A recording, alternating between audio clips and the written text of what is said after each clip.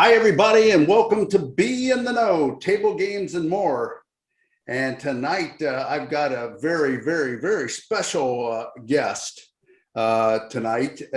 This gentleman probably is maybe, there's a few people that consider themselves the greatest cheat of all time.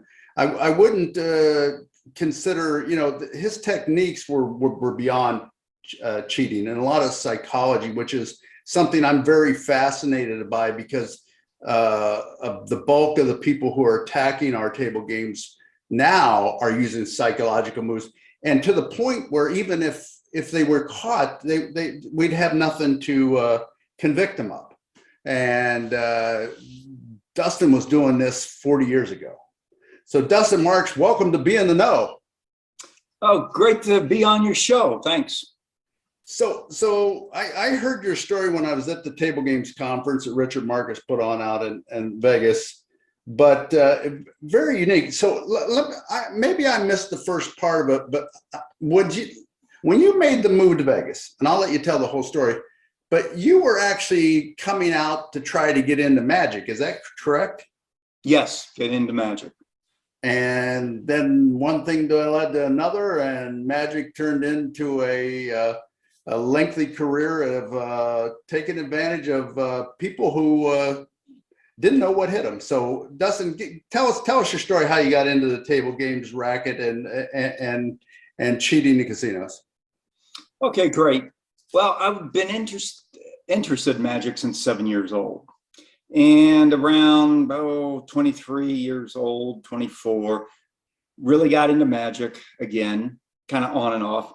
And was reading books by Jimmy Grippo, Alan Ackerman, Daryl, all these guys, Paul Harris. So, and I was from the Midwest. So when I was 25, I made the move to Vegas. Didn't know a single person, had no job lined up. But I did hear that Gary Darwin had a magic meeting on Wednesdays night at 10 p.m. for the magicians, local magicians in Las Vegas. Well, this is way before the internet, of course, 1983.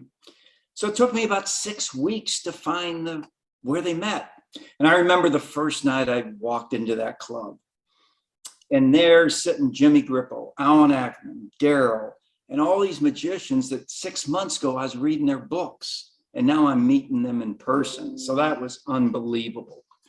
So I became friends with them. They were very friendly, very open, showed me a lot of moves. Now these are just magic moves, primarily card moves.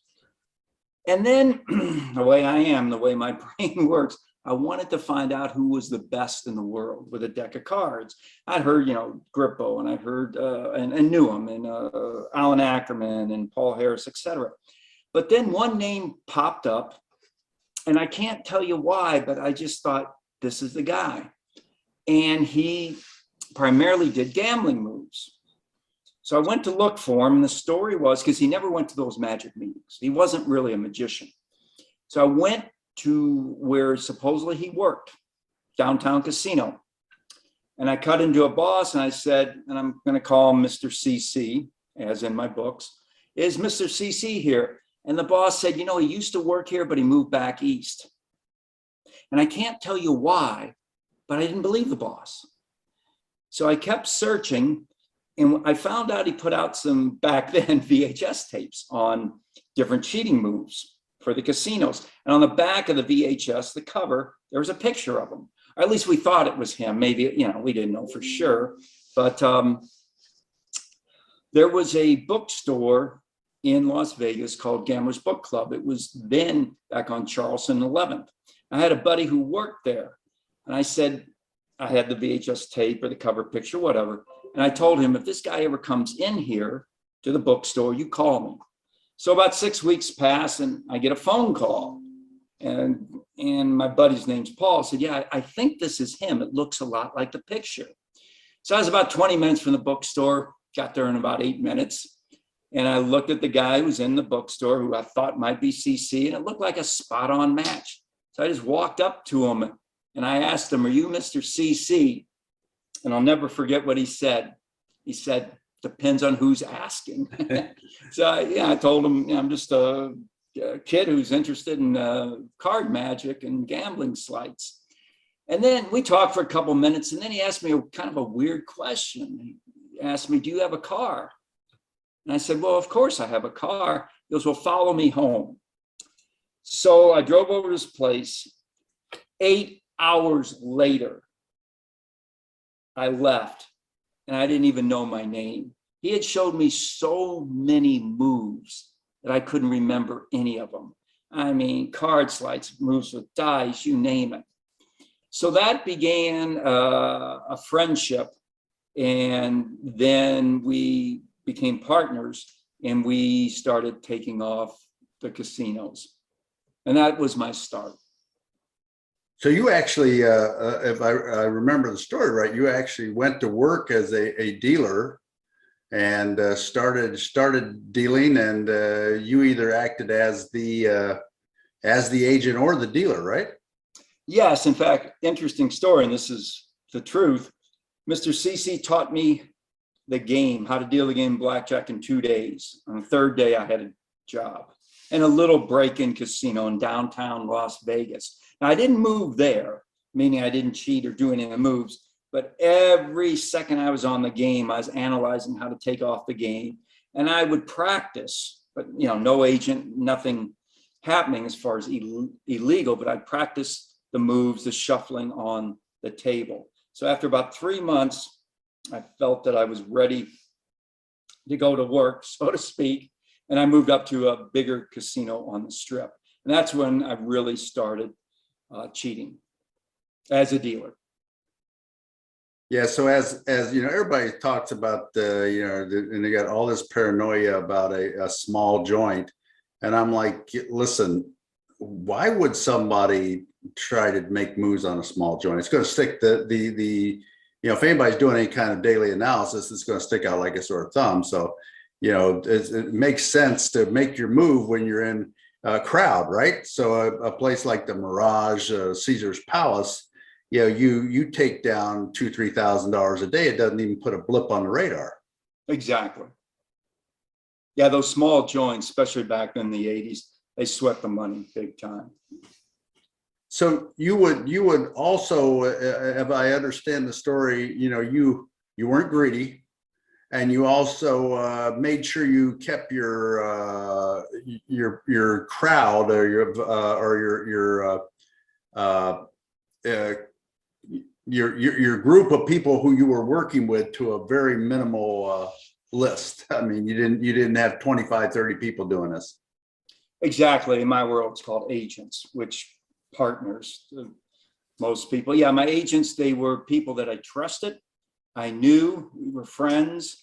And what we did, since it was basically to us just like going to a bank and taking out money, we never got greedy. So my agents wouldn't get burned out, meaning that if the same person came in and just beat them to death, in a very short time, they'd be backed off, meaning a boss would come up to them and say, look, pal, you're just too good for us. You can play any other game, but we don't want you playing blackjack. Well, that would mean I had to get another agent, and then another and another. And eventually you get 25, 30, 40, 50 agents. Something's going to go wrong. They'll get popped for something, maybe not a cheating crime, maybe drugs, etc. And then they can go to the DA and say, let's make a deal. I wasn't going to let that happen. So we went with longevity. And even back then, and this is the 80s now, we kept records. I actually kept a database on what shift they came in on, because what happened back then, at least, is the dealers would work a full, say, swing shift, but the bosses would work part swing, and then they would go home, and then the graveyard bosses would come in, and it was still the dealer's swing shift. So I dealt with two different groups of bosses watching me. That meant my agent, say agent A, could come in at 8 o'clock and then again at 2 o'clock, and he'd be seen by two different groups of bosses. So that made it really good. And then we would, with the database, we'd give nicknames to all the bosses and see when agent A last played against, say, the boss we called Red. And we'd want a couple of weeks to go past before they'd play against that boss again. Because remember, the bosses see a lot of players in just one night. In 2 weeks, they're not going to remember anything unless we draw attention to ourselves, which we tried never to do. Yeah, and that makes a lot of sense. And you and others that did this professionally and got away with it. You set the tone, and the modern day people who, like I said, a lot of them are into psychology and taking shots and stuff like that. They're smart enough now, the good ones. They're like on a rotation. Like, if you see this guy, you won't see him again for another 6-7 months, because he knows better than to try that same move again. So I think you set that kind of tone that worked. And a lot of the modern day people who try to attack these games, they do the same thing. They don't try to get too greedy or too visible. It's all about attention. I can't persuade or influence you at all until I have your attention. And we would do just the opposite. The greatest compliment I could get is when I left a job, a casino. Nobody remembered I dealt there. I didn't talk much. I didn't associate with other dealers. I just came in, pretended to do my job, and leave at the end of the night. And it worked. That's the bottom line. It did work. So Dustin, you did a lot of moves. I mean, you did, from what I understand, pinching, stacking, flashing. You run the gambit of everything you could physically capably do with a deck of cards and a dealing shoe. So which of those moves did you think was the most lethal, and the one, probably the one that was the most lethal, and the one that was just the easiest to do and get away with? Well, there were two bread and butter moves that I did primarily, and I think they were extremely effective and extremely deceptive. The first is flashing. Lots of ways to flash a card to your agent, but the way we did it is we'd flash between our two fingers. Can you see me? Because I do have a deck of cards. Can I see you now? Oh, okay. Anyway, it would come between my two fingers as I was tucking my whole card. So the two fingers would block the view of anybody except the player agent at first base. I made it real deceptive. What I didn't realize, I was in my 20s, I had better than 20/20 eyesight. So I could see it when I played against dealers who were doing the same thing extremely well. Well, what I didn't realize, the boss 25 feet away in his 50s would have no shot at seeing it, even if we told him we were doing it, because the eyesight fails as you get older. But even that, we made sure that nobody would see it. And we took it 2 steps further. Number one, we literally trained our eyes to see faster. So we would just flash that card for like a half a second at the most, could pick it up easily. And we would be able to identify the card with just showing about a quarter of the indice, the number, like a 4 or 5, 8, whatever. So by doing it that way, it was impossible to see except for the agent at first base. Now, not only would we flash it as we tucked our whole card, which gave the player agent immense playing advantage. He would never double down unless he knew he was going to get a 20 or 21. He would never hit a soft hand and bust with his first card. And if he had, like say a 12 and the dealer had a 6 up, he would hit if he saw like an 8 coming. So such an advantage there. The other thing though, is I would pick up the cards, now I'm being the dealer, as I picked up my cards, the dealer's card, I would flash the top card of the deck again to my agent. So he would know his first card before he made a bet. So if he saw a 2 through 9, he'd make a small bet because he had a disadvantage. If he saw a 10 or paint, he would make a medium bet because he had about a 12% starting advantage. If he saw an ace, he had a 52% starting advantage. so he'd make a big bet. So that right there, the flash, we figured was about a 30-35% edge, which is great because we didn't win every hand and we didn't want to. That would draw attention. So it'd be like a graph and it'd be spikes up and down, but overall it would be going up, obviously, with that kind of edge. Because remember, the best card count in the world has maybe a 1.5% edge. So that was the first move. But the second, which I think, well, I know was stronger and even more deceptive, is stacking the deck. Done by an expert, it's impossible to detect, and it's 100%. So what we would do, or what I would do, is what we call a lay stack, where after the hand was dealt and it had been played, as I go to pay the cards and turn them over to pay, I would see the cards face up on the table. I back then could, in less than a half a second, know if my agent was going to get a winning hand, like a 20, etc. So I'd pick the cards up in order. I would never rearrange the cards on the table. That's a sure tell. There's not many tells, but that's a tell. Pick them up, put them in the discard tray, and then shuffle. Now remember, back in the 80s, the dealer had some variation of when he could shuffle. He didn't have to shuffle when the plastic card came out because we didn't use them back then. So if, now I couldn't run out of cards, obviously, but if I'm in the middle of the deck and I don't see the cards line up, I'll deal another hand. So eventually I'm going to find something. So again, I pick them up, put them in the discard tray, take them out and start to shuffle. Now, all I'm really doing is controlling that slug of cards. Let's say it's 6 cards. That's not a lot of cards to control. What I am doing is not allowing any other cards to mix in with that the 6 cards, that slug. So I'd go through the shuffle, do the riffle, do the strip, riffle. And on the last shuffle, I would bury those 6 cards about 12 cards down. So when the player, my agent, went to cut, he wasn't cutting like 1 or 2 cards. That would be a tell. That could draw attention.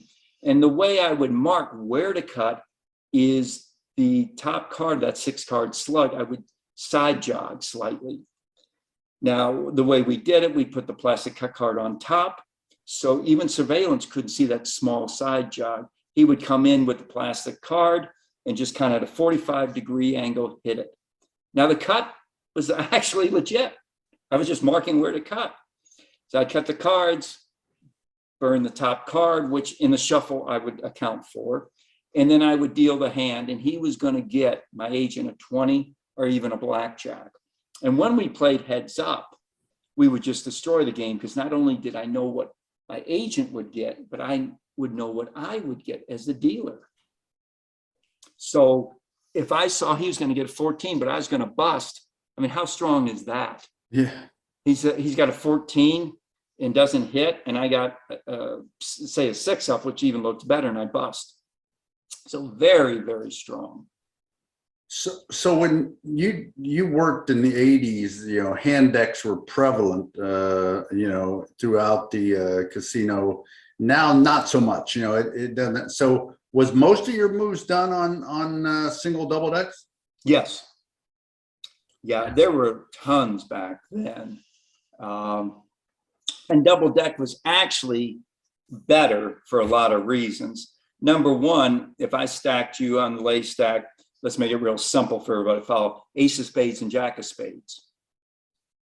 So they're on the table and they line up where I don't have to do anything, shuffle, cut, you get the ace and the jack of spades.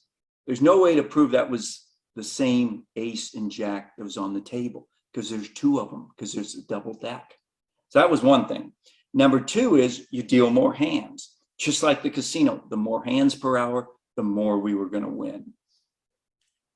So, it's just like you talked about the VHS tape. Probably there's people going to be watching this that has no idea what you just talked about. But there was these things before we had MP3 players and stuff. We had these tapes that we put into our TVs to watch and record things.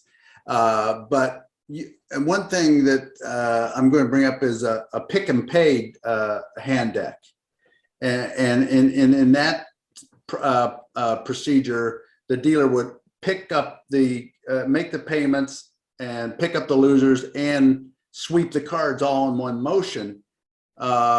Did you ever use a game like that to, either stack the deck or mark the cards? Or I would think on a pick and pay, I was always so frightened when I watched some things as a floor person.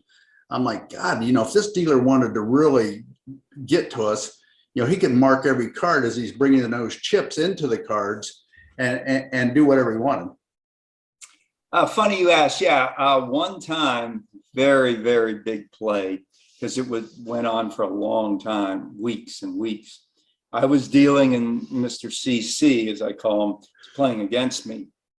Well, what we figured out is obviously it's going to be a tell if he's always beating me, but not doing so well against other dealers.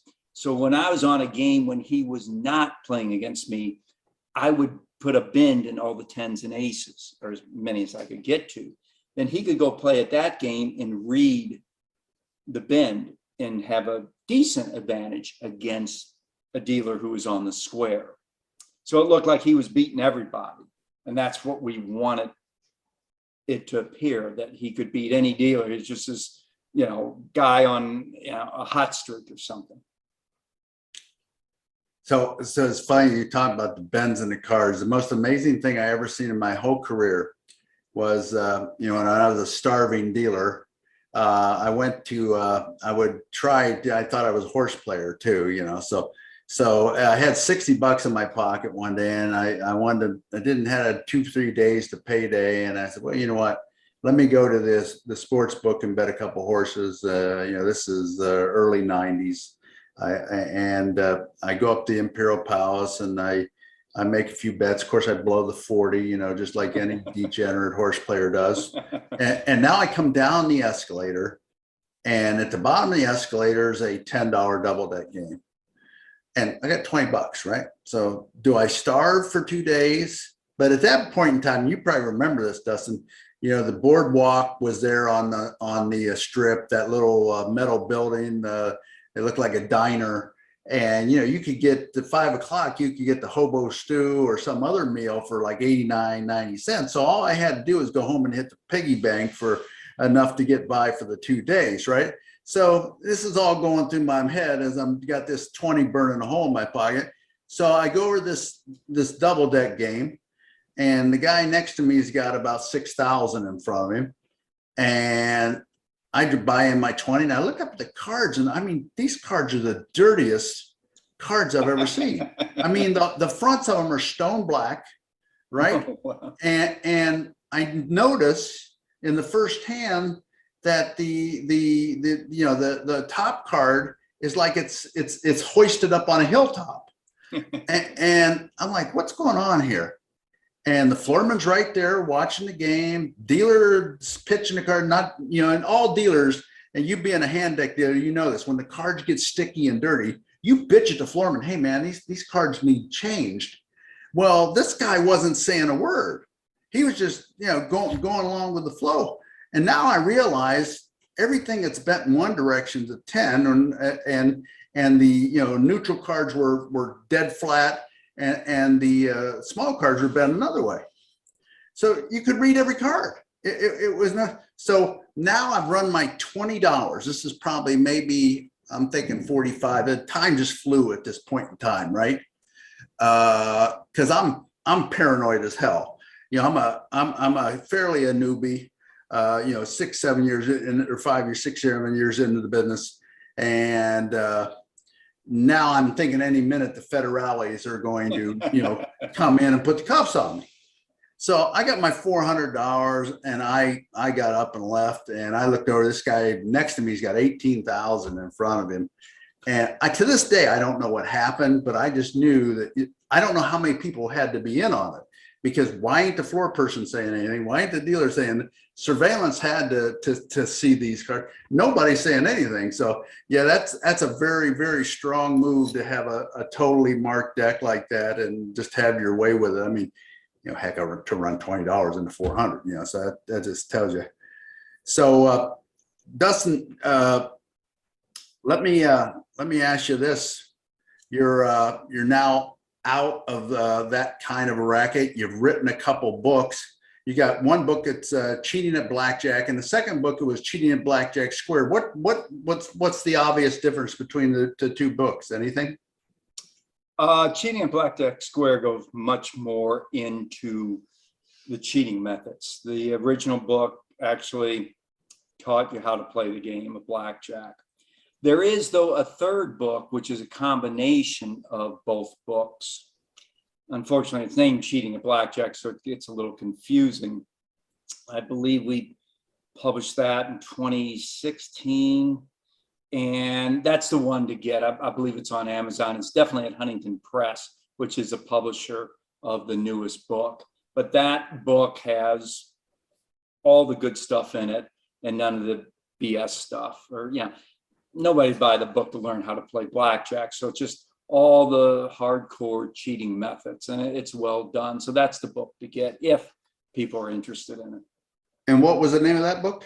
Cheating at Blackjack. Okay. I think the original Cheating at Blackjack is out of print. Well, I'm sure it's out of print. This new one has a red and black cover. Okay. The original had a green cover. All right. So let me, I know you don't, you've been out of the business. You said you haven't made a bet since what, 1990, right? Correct. 1990. That's right around that time I was came down the stairs from the the sports book, but I don't think that was you, Dustin. Well, it might have been. I don't know. I really now I'm questioning myself. Guy was which casino? It was Imperial Palace. Oh, no, we didn't. Okay. Well, I was thinking there ain't enough money there, but that was pretty obvious. So, is there anything you see today that you go, man, that they're really sticking their neck way out there with that, using that technique or that procedure? You see anything out there that concerns you? And by the way, folks, Dustin does consulting. So if you got some questions about, or you have some concerns, this might be the guy you want to call to take a look. But is there anything that kind of sticks out that you say, when you go by it? Well, two things I've heard and saw a little, but heard a lot, is dealers nowadays, as in the past, are flashing their whole card sum. And as a dealer, you don't know if you're doing that. You can't see what a player can see. So in any kind of game that has cards, well, if you can take advantage of that information, it's, you can turn it to your advantage. The other thing is I've just heard that surveillance and everything is really weak now. They're just not putting a lot of emphasis on the table games. So that's something that, could be addressed. And the third thing, actually had a third thing, is, the side bets. Boy, on some of these side bets, if I was a dealer and they're paying off, 40-1, forget about stacking the deck. I would just work on those side bets. Now, that would be a one-time shot, of course. You couldn't hit those too often, but a lot of those would be so easy to manipulate. Now, I know they're very good for the casino as far as the hold and percentage, but at the same time, guys like me could take advantage of it. So another thing that really concerns me, and my brother are probably going to be upset or something like that. But since I've been in Pennsylvania, so different in Pennsylvania, the ETGs are part of table games. So they get taxed at a lower rate. So being they're my baby to coddle and feed every night, I pay a lot more attention to them. And I've already caught a couple scams on my own, and I think knock on wood, hopefully that people know that they're going to get caught if they try to pull some. But so here I'm doing daily analysis of the ETGs every day because they're part of my revenue, right?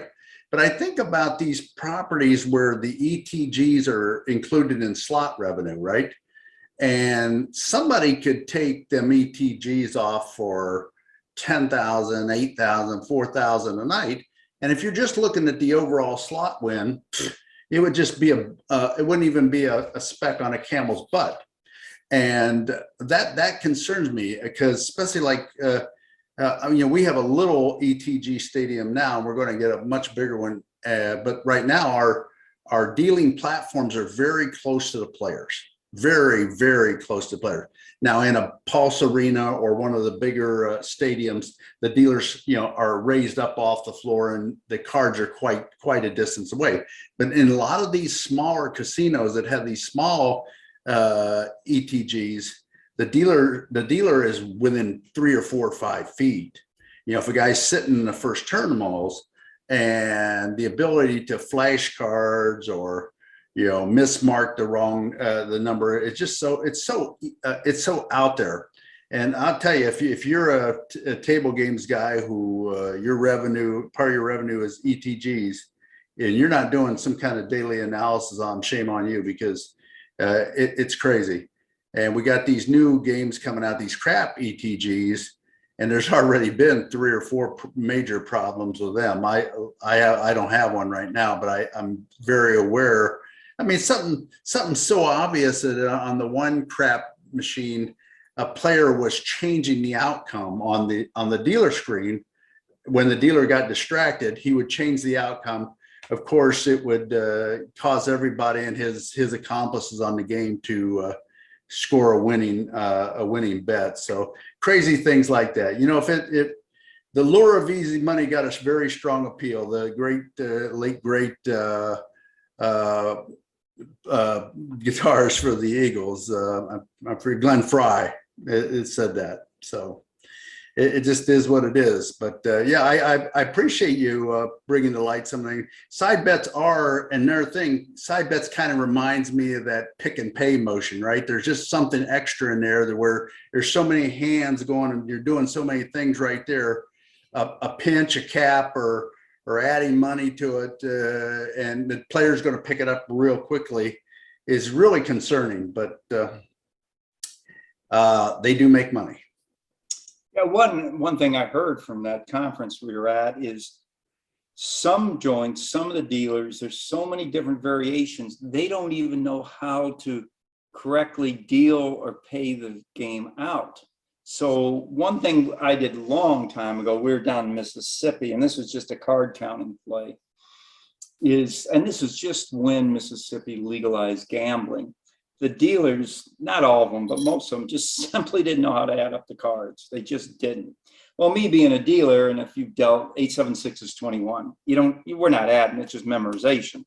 Right. So what I would do, and I was a back counter, because I was young, and our BP was much older.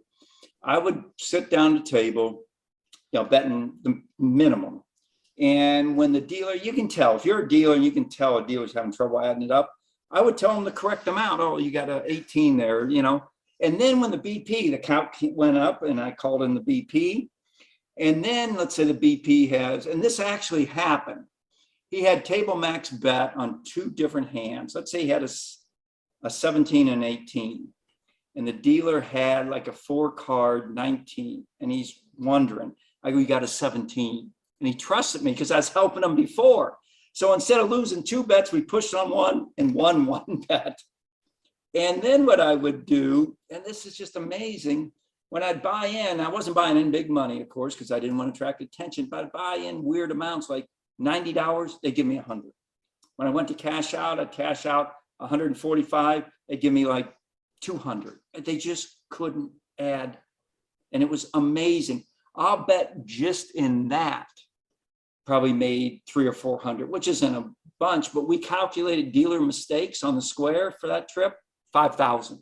That paid for airfare, room and board for the whole team, just on legitimate mistakes. Well, I'm sure you've been to the Blackjack ball, which I have not. Oh, yeah. I haven't been invited to, But anyway, if I was, I would have probably seen Mr. Don Johnson, who I dealt with for quite some years in Las Vegas as a regular high roller, right? And Don was always one to try to throw the dealers off their game. Didn't matter what he had to say or how he had to act. And realistically, I just thought he was a big but, you know, Mhm. but I seen Don out. I was running a place downtown Las Vegas before I left Vegas, and I seen Don there. This is after he'd already spanked uh, Lang City with the advantage play on the discounts.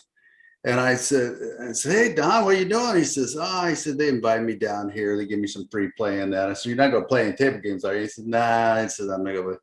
I said, Don, you know, you had to be like the top 5 hardest players to deal with and when I was a manager. And he says, you knew that. He knows that. You know that was all play, a role play. I said, no. I said, well, what do you mean by that? I said, he says, well, if I can get a dealer to make one mistake an hour, and then Mhm. I play perfect basic strategy, I have an edge. Yep. And he said that was my gig.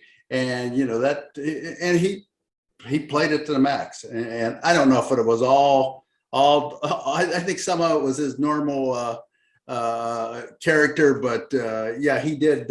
He did everything he could to get the dealer off their game for sure. So psychology, and you told some great stories. I mean, we could probably do a 3-hour be in the know here. Maybe we'll have to do a second one.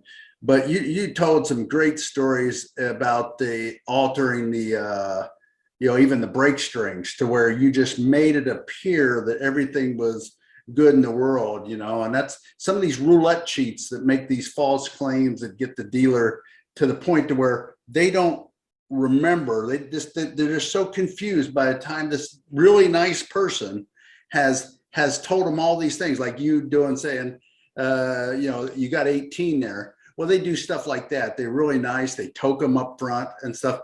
And then when they get a challenging payoff or something, and they take a shot, the dealer falls for it because this guy's a nice guy. He toked me earlier, and you know, he was helping me out with some earlier payoffs, and it's crazy. But boy, I tell you what, I love your description of manipulating the break strings and stuff like that. That was awesome. What I've been studying a lot is memory. And nobody has a perfect memory, not even close. Half the people couldn't tell you what they had for breakfast this morning. The only reason I can, and I have the same breakfast for 25 years, but our memories are flawed. And then because I also am heavily involved in magic and mentalism, you can create false memories pretty easily. And it's a fantastic subject to study. And that's part of the casino. It just, you can take advantage of stuff like that. And again, like you're saying, it's all, not all, but a lot of it's psychology. My buddy, who's an extremely good card counter, extremely underground, nobody's heard of him, called it, oh, excuse me's, where you pretend that, oh, I'm sorry, I just made a mistake. And actually you didn't at all. And those worked. And there's no way if you do a one-time shot, you could ever be caught on them, especially if you're older and you're playing kind of like a, old guy doesn't know where he is. I'm exaggerating slightly, but you know what I'm talking about. One of the guys, as my agents, we called him, and of course, all these are code names, Uncle Beamer. Now, he was actually older, and he actually did get lost some, so it wasn't a complete act. But he'd come in and play, and the bosses loved him and just thought he's some old guy, retired, just having fun and getting lucky tonight. And it worked really well. Now, if you're in your 20s, you can't play that role. So, you got to have something that fits A, your personality, and B, your age. I always knew, and we knew as a team, and most of the times it was just me and one agent. I was on some big teams, big meaning lots of people, up to 15. But we always knew I couldn't be the BP. I looked really young, almost too young to even be in a casino. So that would be a tell, because especially back then, and probably today, they're suspicious of the younger people, young guys. So we'd always have somebody much older in their 50s or 60s to take off, be the BP. Because when you're firing table max bet 2 or 3 hands, you ain't gonna hide. It would be suspicious. So then you want the attention. And the big plays that we did, one of the biggest back then was a computer cooler, which is basically, a cooler is where you're at home and you stack the deck where the player agent's going to win virtually every hand, the dealer's going to lose. You have to get those cards in the casino and then switch them with the cards in the shoe. Now, of course, that's not an invisible move. I don't care who you are. It's impossible to make it invisible. So you know, there's a lot of things that have to happen. Well, back in the 80s, we invented a computer cooler, which you didn't have to switch the cards. And at first that makes no sense, because that's the essence of a cooler, is to switch the cards. Well, how it went down is we actually had a computer on us, specially made, because this is the 80s. Most people didn't even have a computer. Circuit board was on the back, you know, with Velcro. The keypad was actually in the pocket, not in the toes. Too hard with the toes. You don't want to make any mistakes. And then an earpiece. So the guy with the computer always had long hair. And what he would do is he would stand behind first base, like my buddy. I would be on first base. Everybody at the table was in on it, including the dealer, but not the bosses. 6-deck shoe dealt face up. He would record every card in order into the computer. When it came time to shuffle, he would then walk away. All the players would kind of acting like they're, maybe we should leave. The dealer now is going to false shuffle 6 decks, which sounds extremely difficult, except we did what we call sky shuffle. I can't demonstrate it right now, but it's very easy to do, but will fool surveillance. Because back then, you had one camera for 3 games. It was on a wide angle. Basically, it was worthless. So unless we draw attention, which we didn't, because everybody at the game at that time was only betting table minimum, nobody would see that dealer false shuffle. We had turns, which are people that would cut into the bosses, squares, and talk to them during the shuffle, so nobody was watching that shuffle. He'd finish the shuffle, mark where to cut, I would cut. He would put the cards in the shoe, and then us 6, we're all pretending like we know each other. Let's go to dinner. As soon as we get up, the BP who's standing by waiting would walk up to the game, so the dealer wouldn't have to take the cards out and spread them, and do one of these. The bosses, hey, I want a closed game, a private game. I'm going to fire. So the BP would be betting anywhere from 1 to 3 hands, table max. He would be getting just 2 signals from the guy with the computer, who's now off somewhere, but within eyesight of the BP. The first signal would be how many hands to bet, and the second signal would be how many total cards to hit.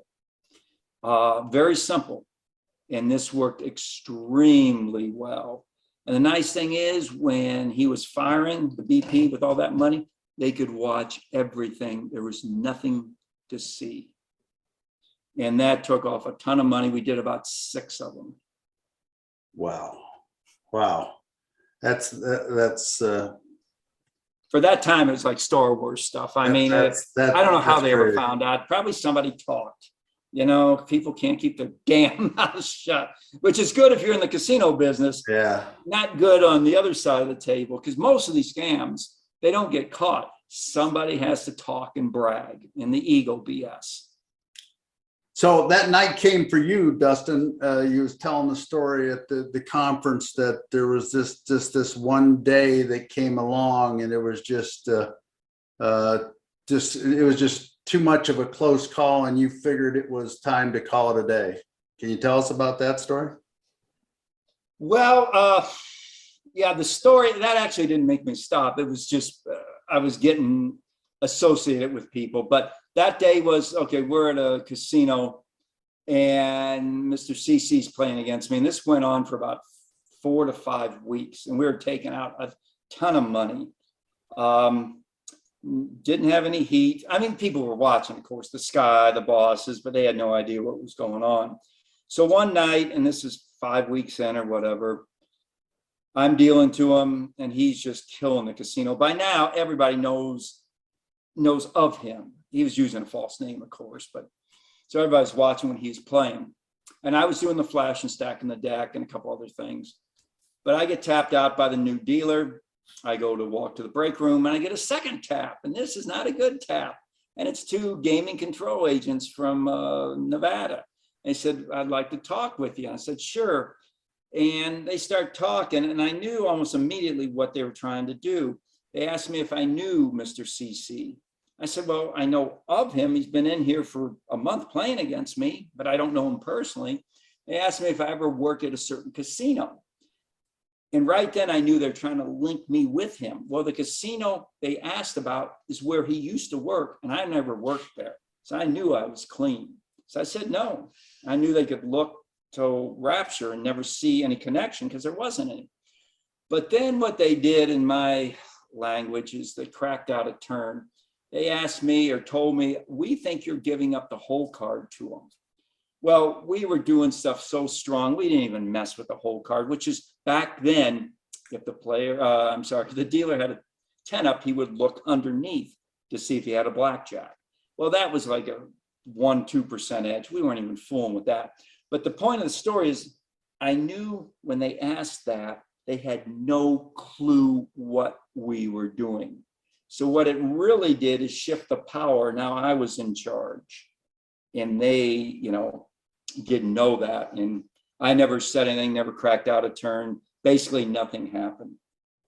But the real reason I quit cheating is a couple reasons. One, I had a good long run, felt very comfortable. Two, I didn't want to get caught, obviously. So in 30 years from then, which is now, I could say I never got caught. And three, I was associated with Mr. CC because of that, and because I went to his wedding, and we knew for a fact Gaming Control was out by his house filming everyone who went to the wedding. So I thought, it's probably time to retire. And I did. In fact, I got real lucky. This wasn't planned, but in the beginning, of course, nobody knew me. I was just card counting. Then I got into cheating. And then I kind of faded out of cheating and just went back into card counting. Because, if somebody taps me and says, you can't play here anymore, no big deal. There's nothing illegal about card counting. So it worked out really well for me. Great story. And, one last thing before I let you go, I was thinking about when you're talking about hole carding. I had an incident when I worked at the Hard Rock Las Vegas. Probably the best double deck dealer I'd ever seen in my life was this girl. And I'm telling you what, she tucked the whole card so beautifully. And we had this guy we just could not beat. I mean, could not beat. And like, he's always sitting there at, right in a position to see the whole card. But I'm telling you, I thought I was a fairly good expert. I could not see her whole card no matter what. But I remembered something you were saying earlier, that you didn't have to see but just a very slight glimpse of the card to know what it was. And I was trying to explain it to him one time, and I said, listen, I said, the people who are able to do this are no different than Bob Feller, Michael Jordan. They are so good at what they've done and have trained themselves so well to do what they've done. They can do what looks to the normal person is almost impossible. I think that pretty well sums it up, doesn't it? Yes.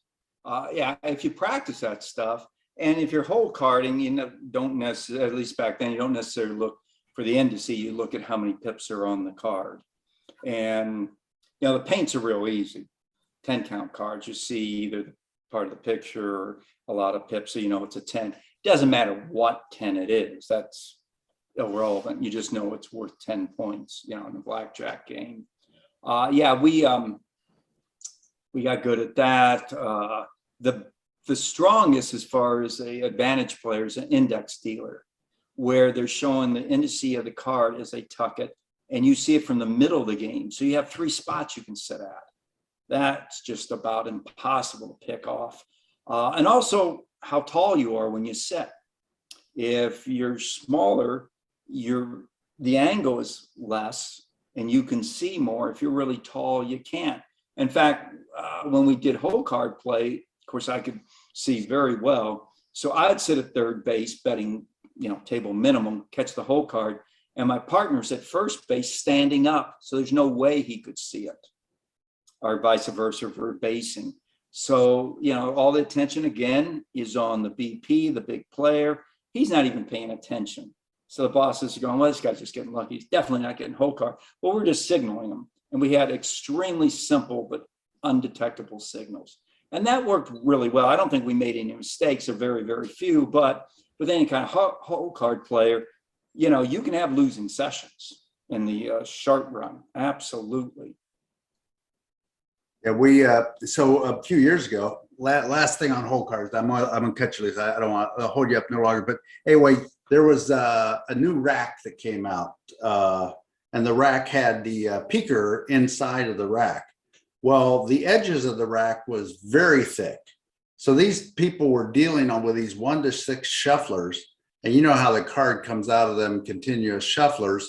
They face down and they bring it up. Well, they couldn't get it past this edge of this rack, so they were bringing it up and over the rack and just exposing the hole card constantly. A couple places really got beat up until what they realized what happened, and one of them was the MGM Las Vegas, and they had asked the vendor to cut the corners, and once they cut the corners, the dealers were able to slide the card up and without bringing it up off the layout like they were doing. But it's crazy stuff. If there's a gap, right? If there's a gap in your operation, somebody will find it. And you and Richard Market said the exact same thing in the conference. That if you don't break your procedures, we can't beat you. And I think that holds true, but very few properties hold a tight line on dealing procedures and keep their dealers, as professional as you were as a dealer. And you remember when I was a dealer, we were very proud of our craft, and procedures were fairly tight back in the 80s. But it's human nature. People, especially the floormen, get bored. They're watching anywhere from 4 to 6 games, and 99% of the time, nothing's going on. So it's, a pretty boring job. And unless they're trained and experts, you're not just going to accuse somebody of cheating unless it's outright. So, there's a lot of that second guessing.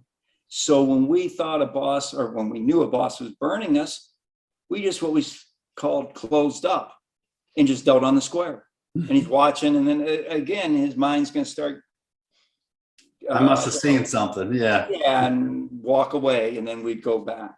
So, we had a big advantage. Plus, we could go in. We were only in there for, as an agent, playing 45 minutes, not 8 hours. And as a dealer, I'm only moving for 45 minutes. And then the rest of the night, unless I have another agent come in, I'm dealing on the square. And of course, and this is a good thing, squares are going to beat me. It's just going to happen. And they can watch all they want because I'm not doing anything. I knew one time, quick story, an agent was at my table. A gaming control agent was at my table. I just knew. So I just dealt, and I could tell the way he's watching. And I was thinking in my mind, you can watch till rapture. You ain't gonna see anything because I'm not moving. And, so he goes back and reports, I never saw the kid make a move because I didn't. A lot of these, especially back in the old days, the bosses were so obvious. They'd huddle and then they'd pick up the phone, and, we knew that was a call to surveillance. And it's almost like they were down with the play, letting us know that, they were watching and suspicious. It was kind of funny. This was more, though, in card counting, really, than anything else. But they would just telegraph, and it was just really, really easy to pick up on it. In fact, Mississippi, we knew the play was over, and this is just card counting. So we start walking out the casino, and I don't know if security or boss starts yelling at me, and I just kept walking. I wouldn't give him the time of day. Of course, we were just, card counting, but I was with the daughter of the BP, and I believe, I might be mistaken, she was underage. I wanted to get her out of there because I guess she was a back counter. Yeah, this goes back 30 years ago, so memory's not perfect. But anyway, he just got beyond. I kept walking by, he just gave up and turned around, and we got, in the parking lot, got in the car and left. Again, nothing big would have happened. They would have just, trespassed us. But I'm almost positive she was underage. So I wanted to get her out of there because I didn't want her to have a beef. Well, Dustin, we're definitely going to have to do this again. I want to leave the people knowing that you're talking about maybe possibly having a show in conjunction with your story and cheating at blackjack and evolve some magic. So hopefully shortly they'll have a chance to come and see you and see your show somewhere in Las Vegas. Absolutely. That's my goal. It would be really entertaining, get that inside look at how guys like myself beat the game of blackjack in the 80s. Very visual, a lot of stories, and nobody's doing this in the country. And I'm one of the few guys literally in the world who actually did this, didn't get caught, can still speak, and can still do the moves. So I want to do this. I know it's going to be a hit. I'm positive. Because, a lot of people are interested in that kind of thing, and where better than in the city of Las Vegas to have a show like this? It'd be extremely unique. Well, you look how popular, the big pushes that came after the movie 21, after Rain Man. So people dig that stuff, so I can't wait to see it myself. And we're just talking about the idea for the show. So very excited about that. Everybody, Cheating at Blackjack is the book that Dustin recommends you pick up off Amazon if you're into the story and want to get a little bit more details on everything went down. Dustin, thanks again for joining us on Being Know Anything. Any last parting words you want to say to the audience? Yeah, well, first of all, thank you very much, Benny, for having me as a guest. I really enjoyed this. A lot of fun. If anybody's interested in seeing some of the moves, etc., I have a website, Dustin Marks, it's spelled with a KS.com, Dustin Marks. I have videos there. I have a lot of information. So I know this is kind of tough when you just hear about it and can't see it. But I know I have videos there explaining some of the moves. So, your listeners can go to the website if they'd like. Yeah, and I'll put a link to that website in the description of this video. And also, you can contact Dustin at his website there if you need consulting work or you have any other project that you're interested in involving him with. Remember, there'll be a subscribe button down here in the lower right-hand corner. Be sure to subscribe to the channel. It helps us bring more and more content about table games and other things to do with casinos. Again, Dustin, thanks for being on Being in the Know. And everybody out there, remember, if you need to know something, you got to be in the know. Thanks for joining us. We'll see you next time.